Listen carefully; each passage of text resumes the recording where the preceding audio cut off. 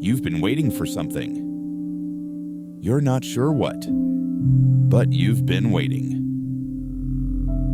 Maybe it shows up as a feeling you get on Sunday evenings, a heaviness that doesn't have a name, a sense that your actual life, the one that feels real to you, is happening somewhere just out of reach. And you keep telling yourself, soon, when things settle down, when I have more money, when people understand, when I'm ready. But here's what no one talks about. That word, ready, might be the most dangerous word you've ever believed in. Because ready never comes. And somewhere, quietly, you already know that. Think about the last time you made a truly free decision. Not a decision shaped by what someone might think. Not a decision made to avoid disappointing someone. Not a decision made inside the narrow corridor of who you've already been. When was the last time you chose something just because you wanted it? Take a moment with that. Because most people, when they actually try to answer that question, go quiet. Not because they can't think of an example, but because the examples they come up with, they start to notice were still filtered, still softened, still made smaller before they were acted on. You wanted to move to a different city, but you told yourself it was impractical.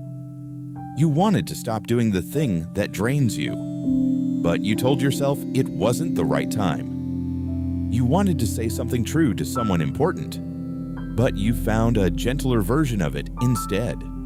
A safer version. A version that wouldn't disturb anything. And the original thought, the raw, honest one, got filed away somewhere.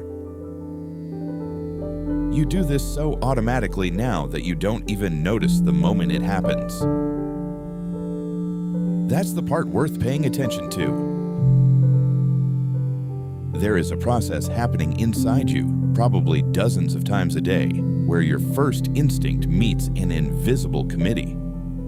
And that committee runs a very fast review. Will this upset someone? Will this change how people see me? Is this too much? Is this me being too much? And almost always, the committee sends the thought back with edits. Be smaller here. Be more careful here. Don't say that part. Don't want that so loudly. And you comply. You've always complied. So smoothly that it feels like thinking. But it isn't thinking. It's censorship. And you're both the author and the censor. Now ask yourself something uncomfortable. Who taught you to do that? Because you weren't born doing it. There was a time you've seen it in children. Maybe you remember flickers of it in yourself when you wanted things openly, when you said what you thought without running it through a filter first, when your desires weren't embarrassing to you. Something changed that. Maybe it was a moment when you wanted something and someone important to you made a face. A subtle face. The kind that didn't need words. And you learned, without being taught explicitly, that certain wants were too big, certain feelings were inconvenient, certain versions of you were difficult for the room to hold. So you started editing in advance. You got very good at anticipating what would be accepted. And you built your choices around that anticipation so quietly, so gradually, that eventually it stopped feeling like adjustment. It started feeling like you. This is the part that's hard to say. What you experience as your preferences, your caution, your reasonableness, your tendency to wait, some of that isn't yours. Some of it is a protective architecture you built around yourself so long ago that you've forgotten the building happened. and now you live inside it and call it home. There's a particular kind of loneliness that comes from this. It's not the loneliness of being without people. You might be surrounded by people. It's the loneliness of being with people and still feeling unseen, of being known, but known only as the edited version, the version that passed review. The real you, the unfiltered one with the wants that are too big and the thoughts that are too much, that one doesn't get out often. And the strange thing is, you might not even be sure who that is anymore. Years of editing can do that. You start to lose the signal underneath the noise of who you've learned to be. But here's something that's true. And I want you to sit with this for a moment. That restlessness you feel, that Sunday evening heaviness, that persistent sense of a life being lived just slightly off-center, that's the signal. That's not anxiety, that's not ingratitude, that's not something to be managed or medicated or meditated away.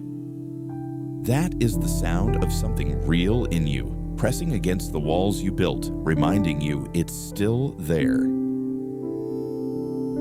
Most people spend enormous energy trying to quiet that sound. They stay busy so they don't hear it. They optimize their routines. They find new goals to chase.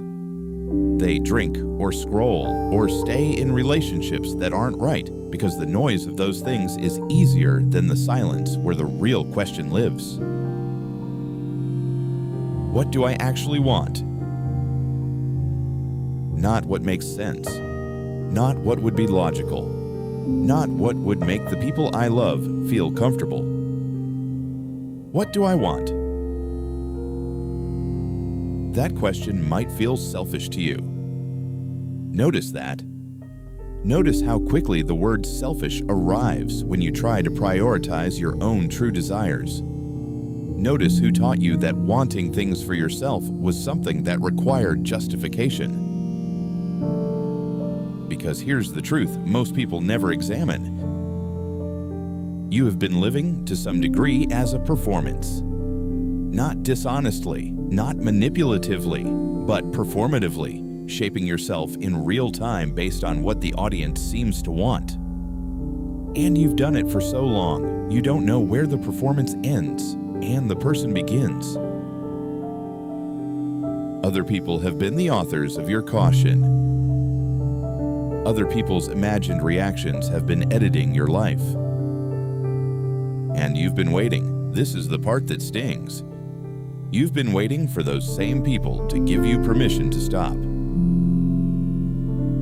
To tell you it's okay. To say, yes, go ahead. Live the way that feels true to you. We'll still be here. We still approve. But they won't say it. Not because they don't love you. They might love you deeply. But because they aren't aware they've been holding a permission you were never supposed to need. No one is coming to release you. That's not a dark thought. I know it might feel like one. But stay with it. Because the other side of that sentence is, you were never actually locked in. The walls are real. I'm not dismissing the walls. The fear of judgment is real. The risk of disappointing people is real. The discomfort of being truly seen is real. These are not small things. But the door was never locked from the outside.